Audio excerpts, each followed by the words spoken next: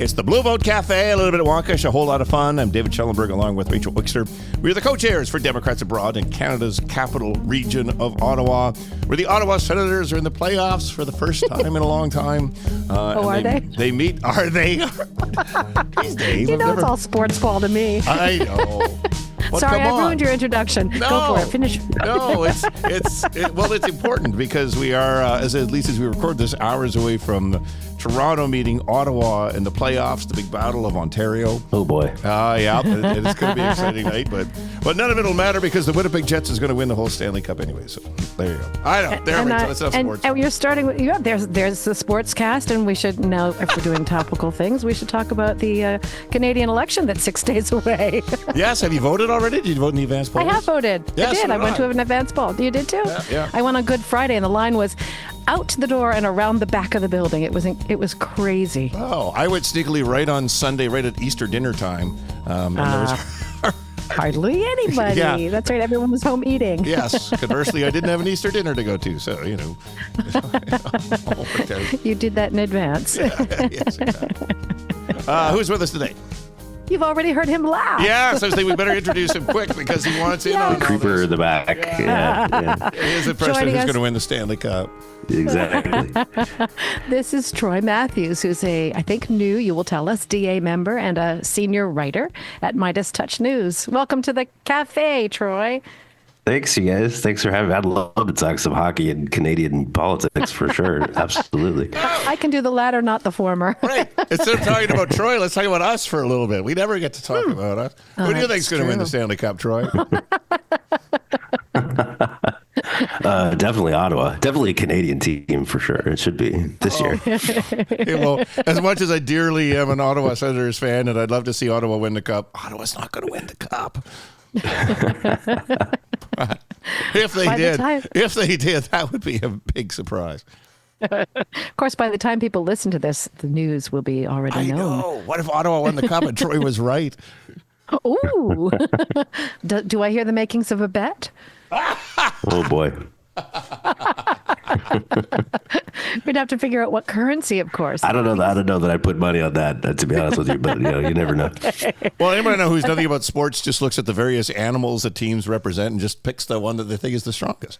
Oh, I can do that. So we have a senator maybe versus a leaf. Maybe the cutest. A senator versus a maple leaf versus a jet. I'm pretty sure. None of those are animals, David. I know, but a jet is still stronger than a senator or a leaf. Perhaps. I don't know. Depends on how you look at them. Anyway. All right. Wait, one more thing. Troy. Canadian Yes. politics. Troy, who's going to be the next Prime Minister of Canada? The current one, right? Carney? He's sticking around, I would say. Yeah. Yeah, that's a good guess. I mean, I can never pronounce his last name. Pierre Poilievre? He changed the pronunciation a while ago. Poilievre. Okay. Yeah. He seems like a psycho. I don't know. I haven't followed that much of it, but a psycho? You called Pierre a psycho? Is that what you said? That is what he said. Compared to like some of the other politicians in the world, I don't know. Well, no. The psycho. Canada. Yeah, okay, Canada. That's fair. On a Canadian psycho level, yes. Okay, I'll give you that one. Global psycho level, I don't know. No, global, he's near the bottom. Yeah. All right. Yes, I'm trying to remember a quote, but it's gone. But yes, let's go to our first question, which we are well into the podcast before asking. We're already 4 minutes in. I haven't gotten to the first question. So, Troy, we like to ask our guests, where in the world are you? What brought you there and keeps you there? And what state do you vote out of?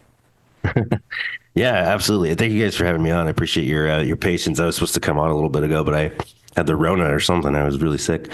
I live in the beautiful country of Spain, España in Europe. I've lived here with my wife and my daughter for 8 months now, so fairly new.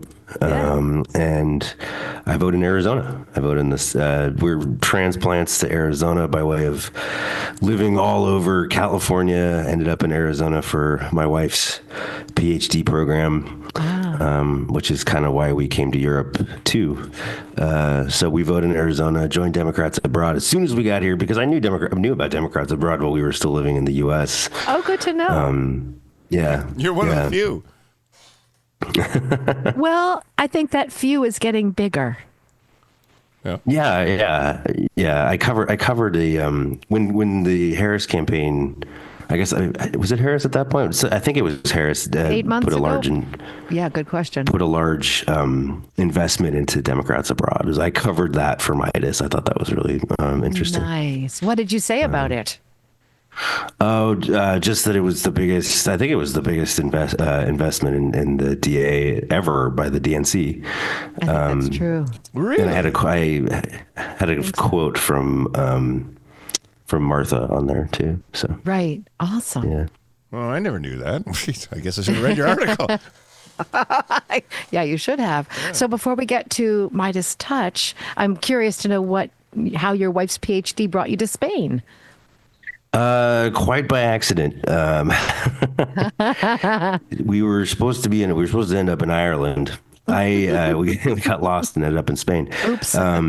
My wife's research is actually on the abortion movement in Ireland comparatively to the fall of Roe v. Wade in the U.S. Because I'm not sure if you realize, but it sort of timed out that Ireland got abortion rights about 4 years before we lost ours. So exactly. The switch has been interesting. So wow, what a wonderful area of research. But so we were supposed to end up in Ireland. I couldn't get a visa. I couldn't get a work visa in Ireland because Ireland does not do digital nomad visas. I would have to work for an Irish company, or Meidas would have to open an Irish branch, which is probably not going to happen. And I wanted to stay with my job, so Spain was always kind of our second choice. My family is from Spain, and I was trying to get Spanish citizenship. Couldn't get Spanish citizenship, but long story short, we ended up here.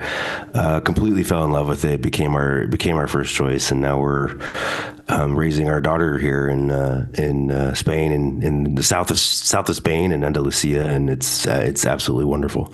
Oh, fantastic. Wow. Yeah. Oh, yeah. Well, good for you guys. No, I mean, it's good timing too, I would say. Yeah. Oh, for sure. Yes. And give us a bit of the taste of the world. Delicious. But in Spain at the moment, what do they think of when they're looking at U.S. politics right now? Pretty standard for Europe, I'd say. I mean, Spain is pretty standard European Union stalwart, NATO stalwart. One of the big four, I'd say. With UK, France, and Germany. They don't really have the burgeoning right wing that the other nations are currently dealing with. Definitely a socialist left wing government, pretty popular in place right now in Spain, but that could change. There's elections in a couple years, and there is a right wing movement. But by and large, Spain is very pro Europe, very pro European Union, very pro NATO, anti Russia. So they're very, very terrified at what's happening in the U.S. and with the Trump administration. Very, very socially liberal nation, very tolerant nation. So it's, by and large, again, there's people of all stripes in Spain, but by and large, it's they're pretty, like most Europeans, I would say, they're pretty horrified at what's happening in the United States. You're reminding me that one of our more recent guests, Dr. Lauren Tucker, who's also a DA member, also in Spain, was telling us that Spain is this sort of secret powerhouse in the EU. I don't remember the details, but she had great things to say about it. I would agree with that. Again, definitely part of the big four, but definitely the kind of the quiet power. Everybody looks to France and Germany. Yes. But Spain has experienced great economic success over the past few decades, and their influence is growing, I would say. And American immigration to Spain is growing too. Americans tend to gravitate towards the UK or France or Italy, but in the last few years, Spain has actually become a major destination for Americans moving overseas. Oh, that's wonderful. That's interesting. Yeah, I wonder why. It's warm. I It's can't. beautiful. I wouldn't be able to tell you, but it's. I A think lot it's. of Americans speak Spanish. Yeah. A lot of Americans speak Spanish, and you get the lifestyle is just so appealing for folks. The one drawback to Spain is that, salaries are a little bit lower, but the lifestyle in Spain is very appealing, I think. Well, the Yeah, wines it's a are reasonable delicious. I mean, trade-off. that's one of the secrets to good wines is don't buy those expensive France ones. You buy the cheap ones from Spain, and honestly, it's like the same wine. I don't know if so you sound like a wine drinker. You come to Spain and the expensive bottles are like €8. like if you're dropping more than $5 on a bottle of wine, it's like you're a big spender in Spain. Wow. See, I'm not that I know my wines. I know my cheap wines. Well, it sounds like you have a trip to Spain in your future, David. Yeah. What are the price of American wines in Spain right now? I have not. I don't. It's a tariff thing, I guess. I have not seen an American bottle yet in Spain. I imagine there's some California bottles that sneak through, but in restaurants. But you can't get them in like a grocery store. Oh, is that a new thing, or is that just always been a thing? They just don't buy American wine over there. I don't. Well, I think American agricultural products are pretty heavily tariffed in Europe. I'm sure wine is one of those things where they tariff pretty highly out of the U.S. You can get French wines here, but by and large, it's nothing but Spanish wines. Oh, there's plenty of. Wait, are you saying Trump is right? Tariffs aren't fair in some parts of the world? God. Oh, yeah, American wines have always had a high California tariff. wine. Yeah, no, but is that honestly true that the United States wines have always been unfairly heavily tariffed in Spain? I don't know. I'm not an expert on the history of wine tariffs, but I do think we'll put our researchers on it and we'll find it. What are your cats? I mean, I do. Other than Europe does like to keep out American food products. But before the Trump thing, the U.S. and Europe was pretty even on trade. They do tariff American food products pretty heavily, and I think wine is one of those things where if you're in Italy or France or Spain, they're going to push you towards their local There's so wines. much to choose from. They're not going to really introduce a lot of wines from the United States, I would say. Yeah. No, I'm just pushing you to say Trump was right. No, I don't think those words exist in my soul. Okay, fair enough. Yeah. So tell us about Meidas Touch and tell us about what you do for them. Yeah, I'm maybe just going to assume maybe some listeners have never heard of Meidas Touch, so I'll just give kind of the whole thing. Yeah. Sure, a lot of people have, but maybe some haven't. Yeah. So Meidas Touch was founded in 2020 by three brothers from Long Island, New York, although they're not in New York anymore, as a sort of a political action committee that focused on making campaign videos for Democratic candidates. And it's evolved very, very heavily since then into social media and then YouTube, podcasting. Now Meidas Touch is the largest YouTube channel in the United States. Wow. Just beat out Joe Rogan. Wow. The Meidas Touch. There are 7 or 8 podcasts total on the Meidas Touch network. The Meidas Touch podcast is obviously the flagship show. And that is rated number 1 in the US. At least it was last month, beating out Joe Rogan. So, yeah. Amazing.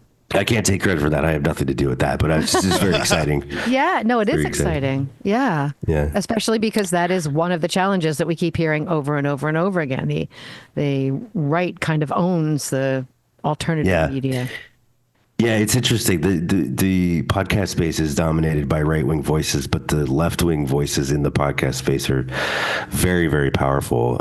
Brian Tyler Cohen, David Pakman, Meidas, really, really talented people. And Meidas is a great example of progressive media springing up very grassroots, very authentically. They had an opportunity as they were getting popular to really take big investment money, expand rapidly with wealthy investors, and they turned it down because they wanted to keep it grassroots and organic and funded by their members and their viewers and subscribers and all that. So it's a great model of what alternative progressive media can look like. And then in 2023, we launched Meidas News, which is just basically our effort at competing with legacy media. Yeah. And that's when I came on, and I started a little bit before that making videos for the YouTube channel. And for the last couple of years, I've been writing for the news site. So we do MeidasTouch.com or MeidasNews.com. You can go and read our coverage of the news stories of the day. And we're pretty unique because we're pretty plugged in, and we run stories that you probably won't see in a lot of other places, and we also break things very quickly. So It's interesting, the difference between the left and the right, on how the right does seem to have a whole bunch of regular voices they listen to. It's almost like, the right sort of picks a leader, where the left has everybody gets a voice, but that also means that some of the more interesting voices just get lost in the shuffle. Do you think that's accurate? Yeah. I mean, it's sort of like podcasting these days is like talk radio in the 90s, right? Like talk radio was dominated by Rush Limbaugh and the right, the right wing, and then Air America, and then they tried to counter that with Air America with Al Franken and Rachel Maddow, and modestly successful. I think in the podcast space, you're seeing similar things, but at least in the case of Meidas, we are definitely pushing back, and overtaking Rogan was a massive thing, because Rogan really dominated. The conversations around Joe Rogan really dominated the 2024 election cycle, at least towards the end. Like, why didn't Kamala go on Joe Rogan and all this nonsense? Yeah. But I think there is an opportunity for left-wing progressive media to really stand out in that sphere too. There isn't the demographic control like you had with talk radio, where it was a very set audience that was listening to talk radio. I mean, everybody listens to podcasts. Why podcasting is supposedly dominated by, young right-wing men, I'm not really sure why. It doesn't have to be. But. Right. Do you think Joe Rogan is dropping? Is that the problem, or are you guys just growing?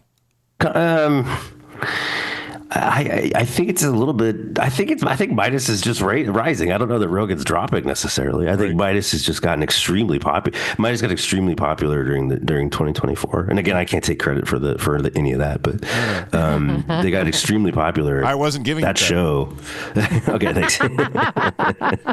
But I just even wonder, like on the right side, if they're just getting sick of a lot of what people are saying, and just get to the point where they just don't believe their crap anymore. Yeah, maybe. I mean, they're dominated by their personalities, Fox News personalities, and now they dominate the Twitter sphere. Ever since Elon took over Twitter, X is I would say X is the biggest sort of right wing sphere that exists on the internet. Yep, that's probably right. That's interesting. What a change in pace for what X was, what Twitter was, and what it is now all of a sudden. Yeah, complete about. Are you guys on Twitter, or do you subject yourself to that Absolutely. torture? Yeah. I'm one of the ones where I don't shut anybody out. I don't believe in boycotts. I don't believe that helps. I think wars are better fought when you're on the inside than on the outside looking in. So yeah, I'm absolutely on X or Twitter, whatever you want to call it. I made my account private, and I check the accounts of people that I follow, but I don't spend much time reading random things for my sense. The other great addition that we brought in was from the left-wing Twitter sphere, when we brought in two major personalities. We brought in Ron Filipkowski, who was are you familiar with Ron Filipkowski? Was a big account on Twitter, still is. And he's become our editor-in-chief at Meidas News. Oh, cool. And he's great. He's great to work with. He's a great guy. And then the other one was Asen Tarabi. And Asen is a clip artist. I don't know if it's an art or a science, but Yeah.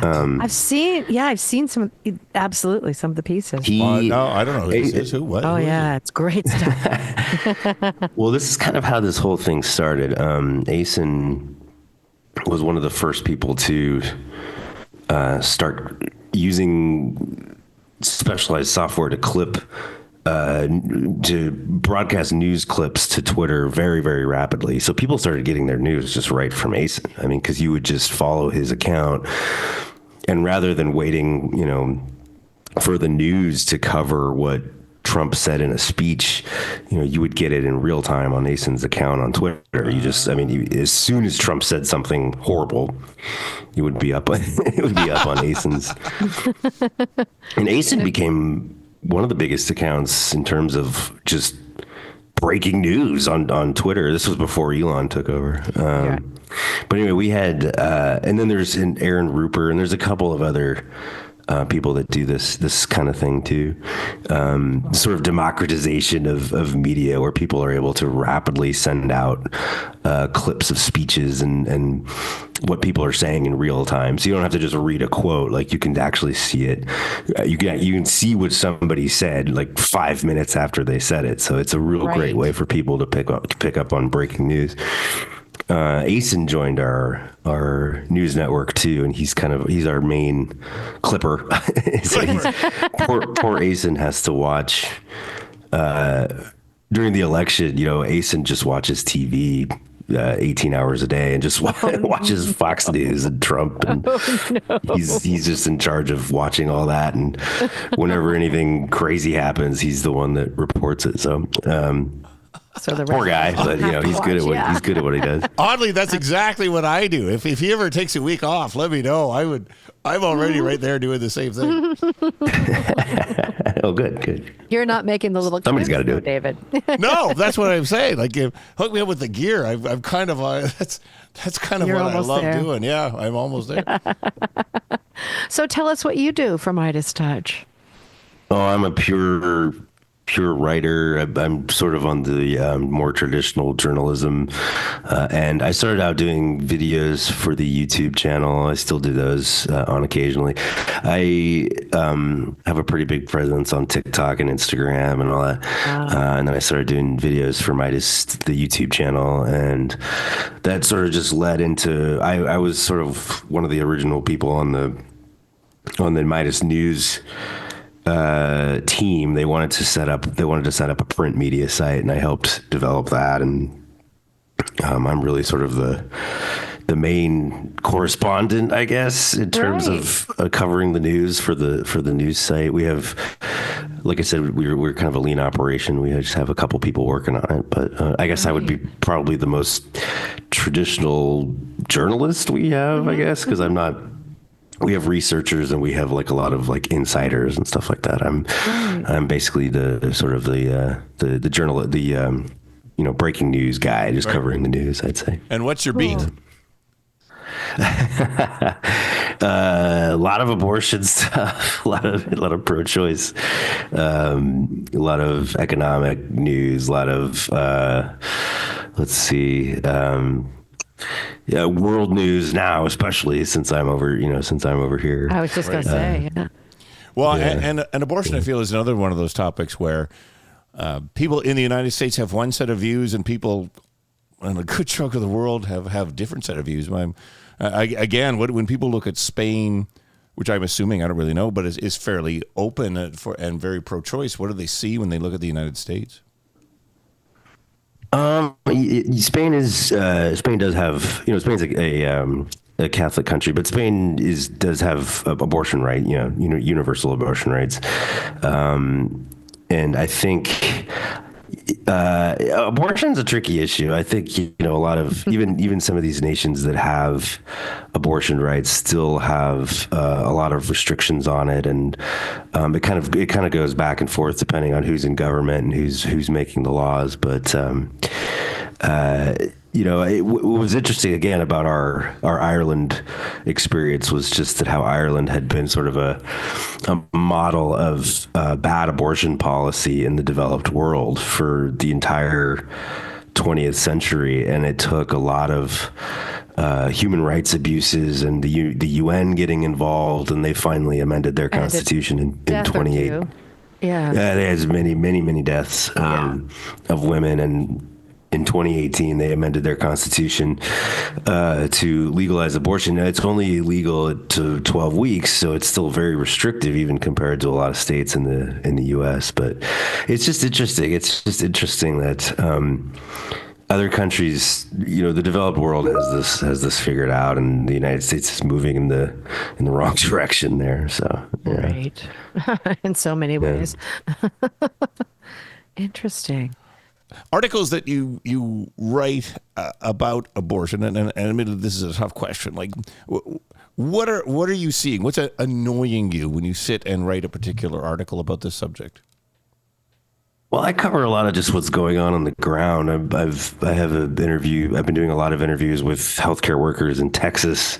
Really covering that. It really is a beat because there's something new sort of happening every day. And I got to give a shout out to Jessica Valenti. I don't know if you guys follow Jessica Valenti, but she has a blog called Abortion Every Day. Right. Really? But she covers. It's literally. Something new is happening. Some new law is being proposed somewhere. Some awful shit is going down somewhere every single day. So that's literally. But we watch what's going on in Tennessee. We watch what's going on in Texas. The Idaho stuff was horrifying. The Georgia stuff is horrifying. But I've been really trying to cover it from the voices of the healthcare workers and the patients and the people on the ground, because it is a state. As of now, it is a state issue since the fall of Roe, and so every state is different, and every state's passing their own laws, and Trump really hasn't touched it, and the federal government really hasn't touched it. Now, that's not to say that they won't, and that they won't try something, but for now, it's mostly it's all at the state level, and just looking as these red states sort of try to outdo each other on how horrific their bans can be. Missouri's ban is horrifying. Iowa's ban is horrifying. They just keep trying to outdo each other on how restrictive they can be. So it's again, it's every single day. Something comes out every single day. Right. Well, and it's such a weird thing for them to be making such big deal out of, because isn't the whole idea of being on the right is less government interference in my life, and yet here is the government trying to interfere in kind of the biggest way possible. Yeah, I mean, if you look at it historically, the Roe court, the 1972-73 court, was a conservative court. I mean, historically, the conservative position on it, even the Christian evangelical position on it, was to just leave it up to the family. I mean, this was not an issue. This was not a government issue. This is not a political issue. This is a private healthcare issue, and that's where it was until 70s, 80s, when they found under, the Reagan Revolution and the rise of the Christian right, they found that they could use it as a wedge issue to get people to vote for Republicans. And so they exploited it for the next 50 years. And that's why we're at where we are today. And just somehow after Roe in the late 70s and early 80s, because they didn't have civil rights to pick on anymore. They were looking for a new issue that would get people to vote Republican, and then abortion was what they came up with. And it worked. They've been hammering it for 50 years, and it finally worked. They were playing the long game while the rest of us, unfortunately, were not prepared, and we're kind of caught on our heels, I would say. Yeah, so, I think that's fair. Wow. Yeah. But in terms of Spain, again, Spain is a highly developed country. Again, all these EU nations. I mean, the healthcare system here is incredible. I mean, it's just healthcare. It's a healthcare issue. I mean, healthcare is covered here as it is in Canada and basically every developed nation on earth. It's just part of healthcare. Yeah. Yep. Yeah. The notion that prevention might save the state money over the long term, it's not so revolutionary. Right. Yeah. Well, and as there's no bigger predictor of poverty and crime than abortion access. I mean, there's always been a direct correlation between abortion access and the more abortion access, the crime goes down, poverty goes down. When abortion access decreases, crime goes up and poverty goes up. So it is a societal, it's a societal, systemic thing that we had figured out. The rest of the world hasn't figured out. We had figured it out. And then we went back on it. So I meant more generally with all healthcare, but I think that's probably also the case. Yeah. Mm-hmm. Yeah. I want to get back to something you said a little while ago when you talking about Meidas News setting up a print media site. Do you mean print, or do you mean digital print? Do you actually I mean digital paper? print. Yeah. Okay. Yeah. No, we don't have a paper. That'd be fun. That'd be fun. It would be fun, but it would cause a whole another. No, challenge. so it's Meidas. Yeah. MeidasTouch.com or MeidasNews.com is where you can go. And again, we're really trying to compete with legacy media. We're trying to prove that independent media, independent journalism can thrive in this type of environment. And Meidas Touch is 100% pro-democracy. We're definitely left of the spectrum. We're definitely progressive people, but what's more important to us is we see ourselves as democracy defenders, and we have our network is full of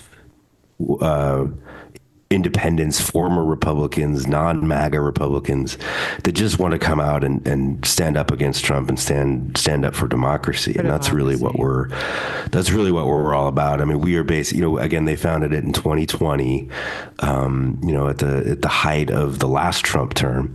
And then we went through 2024, and now we're basically in damage control mode. I mean, we are just cataloging all the abuses that have been happening because of this administration's cracking down on due process and constitutional rights, and the rights of immigrants to live without fear, and the rights of people of color and the LGBT community to live without fear. And it's a daily struggle.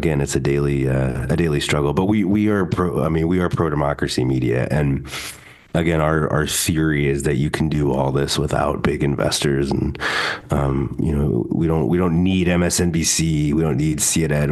We can do this ourselves. We just have to So how is the work supported? I like CNN and MSNBC, so be careful. But I think this is a worthy effort. But yeah, how is the work supported? Of course. Oh, of course. And people. There's people on MSNBC that do great work. We're entirely funded by ad revenue on our website, like any other website. But that's mostly we're funded by our subscribers, our YouTube subscribers, our Substack subscribers, we're sort of funded by our readers and our listeners and all that. So it's pretty powerful. That is for sure. If you're producing something they want and they're willing to pay for it, that's the best recipe. Yeah. Again, having the biggest YouTube channel in the country is a great way to make money there too. So yeah. Right. So you said your other beat was economics. Can you explain tariffs to Donald Trump and how they don't help the United States? I don't think anybody can explain anything to Donald Trump. It's Agreed.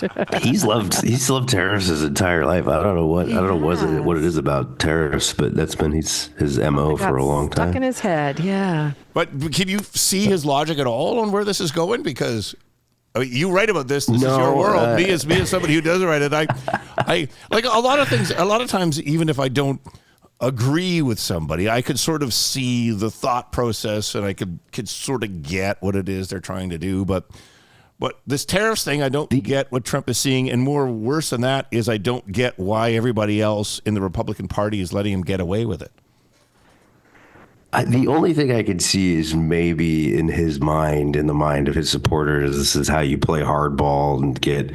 That's the line for sure. Yeah, it's better trade deals, I guess. Everybody says it's a negotiation tactic, but I don't get it. Is it worth it when you have the worst year for the stock market since the Great Depression? I mean, is it worth it with the falling dollar? I mean, you talked about the dollar.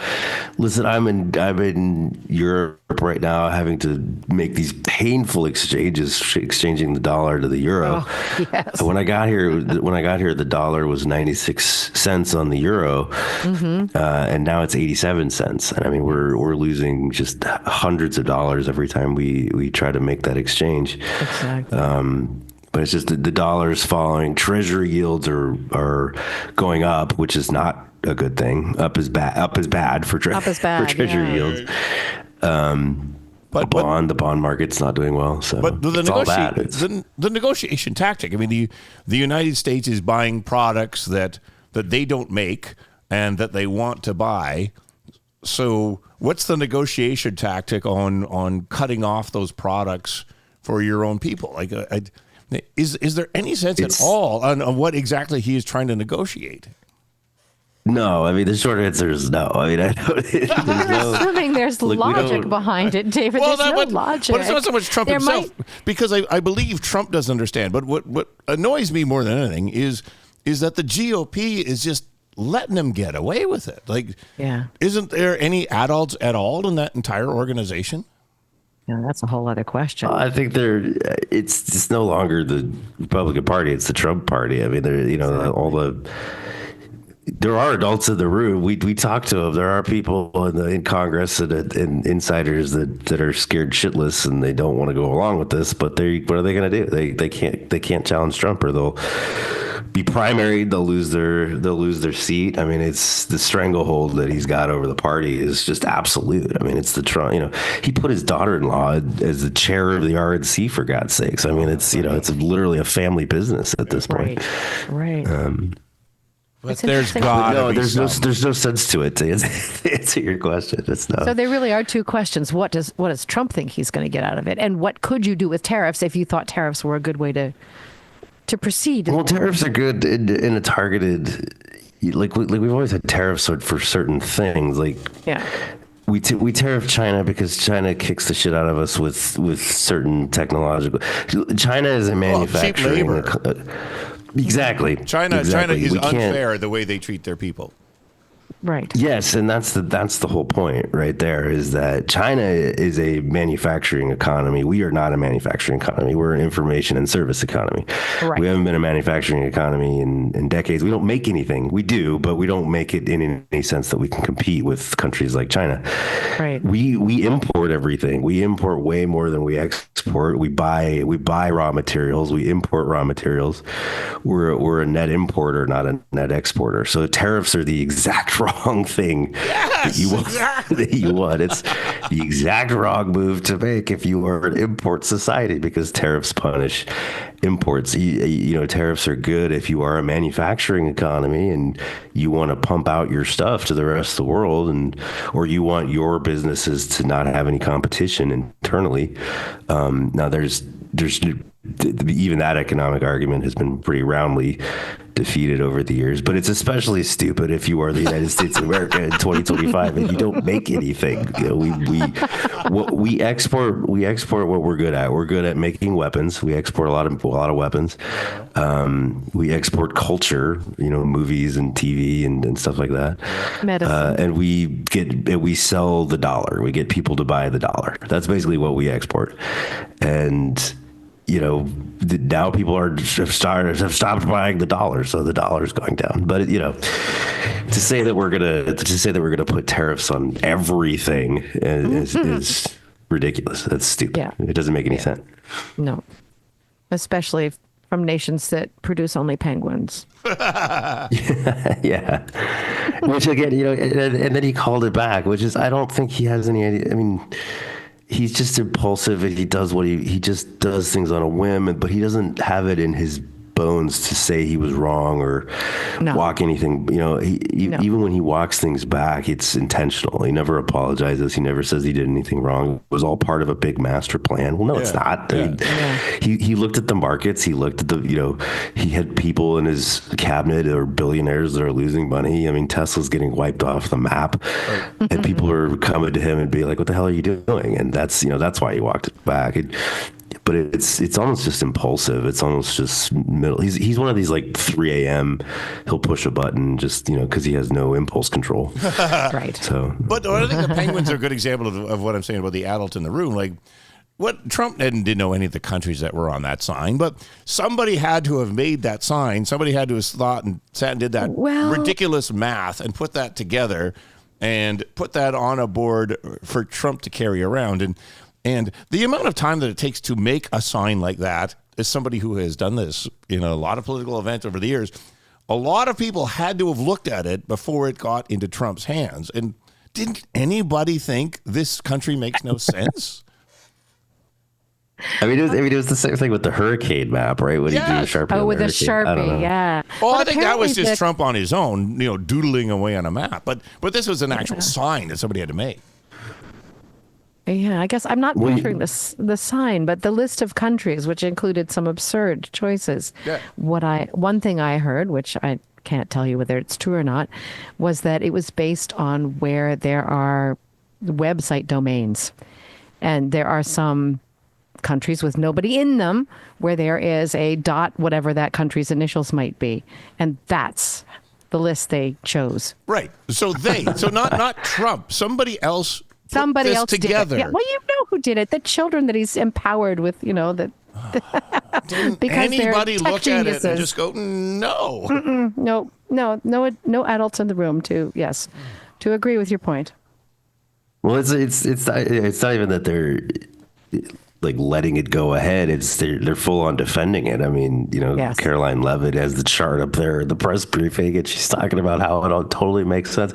I mean, this is full on disinformation on a scale that is rarely matched. I mean, before they even know what is happening, they're on board with the talking points, and it's across the board. It starts with the White House, it starts with Caroline Levitt, then it's on Fox, then it's on the podcast. These aren't talking points. They're not talk. I've seen talking points. Somebody writes down talking points and distributes that internally.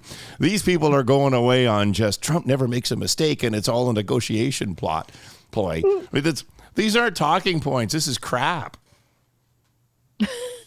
It's insane the way how coordinated they are. If you look at everything down from the White House all the way down to videos on TikTok, everybody's disseminating the exact same, because they don't put any thought into it. They just regurgitate what they hear, and it just spreads like wildfire. But to stand up there with that sign, which was not accurate. Those were not. It's just repeating. It's just living in an echo chamber, right? Because they hold that sign up and they're like, "This is how much the other countries are tariffing us." Yes. And then the other column is how much we're now tariffing them, and it makes it look like we're not even issuing as many tariffs as we are being tariffed by them. And the first column was not accurate. It wasn't tariffs. It was trade deficits. But it spreads like wildfire, and people go, "Oh, this is only fair. How come the rest of the world gets to put tariffs on us, but we don't get to put tariffs on them?" It's just there's no critical thinking that goes into it. There's no questioning the chart. They just look at the chart and they go, "Oh yeah, Trump said it, so it must be true," which is hilarious because Trump is the biggest liar probably in the history of U.S. politics. Oh, yeah. So it's crazy. Yep. Wow. Oh, boy. Well, let's change the subject then. Sure. Tell us about, I gather you have a podcast yourself. Tell us about that. Yeah, so I have a podcast. It's with my friend Cathy Cannon. We do a weekly show. It's a millennial joke. It's called Just Buy Less Coffee. Sort of a poking fun at the people who tell millennials that they're broke because they buy too much coffee. Right. But we do, we do a weekly political show. So just buy less coffee, and then the second part of the show is called answering the deeper questions of American politics. So people can find us.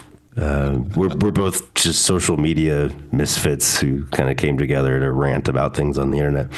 So. Did you say answering the deeper questions? You actually have answers? She does. I don't. I asked the questions. She has the answers. What makes you social media misfits? Oh, we're big TikTokers. We're big on the we got big on TikTok in 2020, and we've been kind of that's how we met, and we've both been down the TikTok rabbit hole for many years now, and what all the good things that come with that. You're not saying that you don't belong on social media, because that sounds more like natives than misfits to me. You're saying you're misfits who've made it big on social media. Yeah, well, not misfits. Now you're mainstream. You're mainstream, yeah. Well, I've been banned probably 3 times from TikTok, so it's we want to hear those stories. Yeah, okay. TikTok keeps throwing me out of the house, but I keep coming back, asking to come back. What'd you do? Yeah. Oh, I don't know. You get banned for using bad language, but Violated their standards. Violated their community standards. Yeah, exactly. And then you have to say, "I'll be good, let me back," and they let you back in. Right.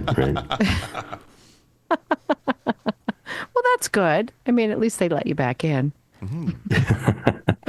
Yeah, TikTok's great. TikTok's amazing when it works for you. Right.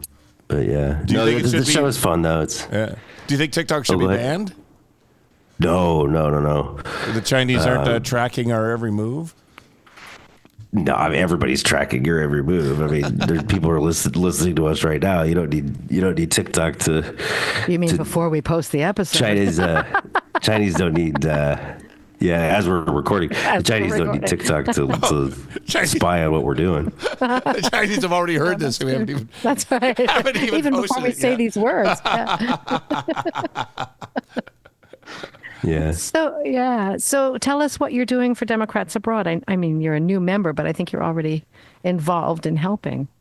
Yeah, that was pretty cool. I just wanted to get involved and see what I could do, and I got introduced to Aaron Fishbone, the head of the global comms team, right? Through the DNC, and I just started, so I don't even really know what I'm doing. But but now we've been here for years, and we still don't really know either. So I'm on the global comms team, and I guess I'm probably going to be managing the TikTok page. Speaking of TikTok, get us kicked off TikTok. Yeah, I'm gonna get everybody banned. And probably writing things and helping us. Yeah, I've written a couple of things. It's cool. It's a fun organization, and I'm really, obviously I'm really passionate about it. I'm really passionate about like helping Americans who want to leave feel like they can, but still fight back. I feel like a lot of people say they would leave in a heartbeat, but they feel like they don't want to give up. They want to, they want to keep fighting. And the messages I try to send is that people can fight from overseas. You could vote from overseas. For now, you could vote from overseas and continue to fight while not subjecting yourself to the daily, everything that goes on in the United States. Right. Absolutely. Well, and one of the big stories of Democrats Abroad in Canada is just trying to find more people to make them members of Democrats Abroad, to find Americans living abroad and tell them they can vote. And, a lot of people don't even realize that they can. So where do you think Americans are hiding at the moment that Democrats Abroad needs to be hunting a little more for? You mean in Spain? Or boy. Probably South America. We have some good chapters in South America, too. We do. Asia. I'd love to see how many. I know we have a decent amount of folks that are in the military or that are veterans. Mm-hmm. We do. But yeah, it's interesting where all those people are. Hopefully, they can hear the call of the the call of the team to come jump on board. Well, and the amount of people that I even encounter who I know are smart people, let's say, but who don't even know that they can vote from abroad and have no clue where to get started. And it's the endless battle that we face in Canada, which isn't unique to this part of the world, of just tracking these people down and sitting them down and telling them, you can vote, right? Right. That's why. Yeah, I mean, that was the biggest. Car. That was the thing that really drew me to Democrats Abroad while I was still living in the U.S. was just the way that they, when we were planning to move to Spain, just knowing that organization existed. And I told my wife about it. I was like, listen, as soon as we get there, we got to get hooked up with Democrats Abroad because they're going to help us vote. But I knew about it just because of working with the DNC. Mm-hmm. And I think you're right. I think just a lot of people don't. A lot of people assume that when you move overseas, you give up your voting rights, or it's too hard to vote or whatever. But and they don't know where to begin. Yeah. Yeah, exactly. Yeah. No, and I feel, I've been involved with DA for a while now, and I do feel like there's new recognition.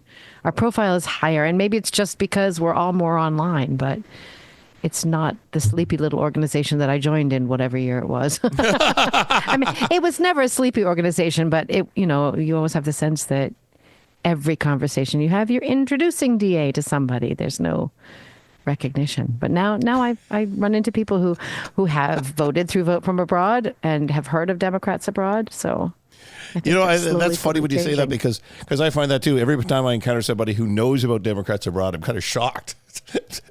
So used to having to explain it over and over and over again. Yeah. So we may have reached a critical mass where we're starting to get more recognition, more notice.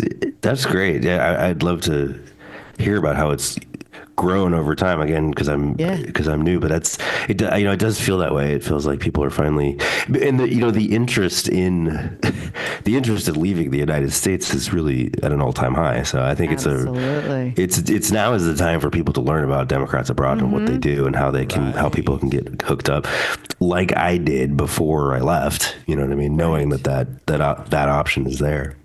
Well, I can tell you one statistic, which I think I have correct. In the 2016 cycle, DA grew by 30% worldwide. Oh, wow. Mm-hmm. Cool. Yeah, that's great. It has continued to grow since. So, yeah.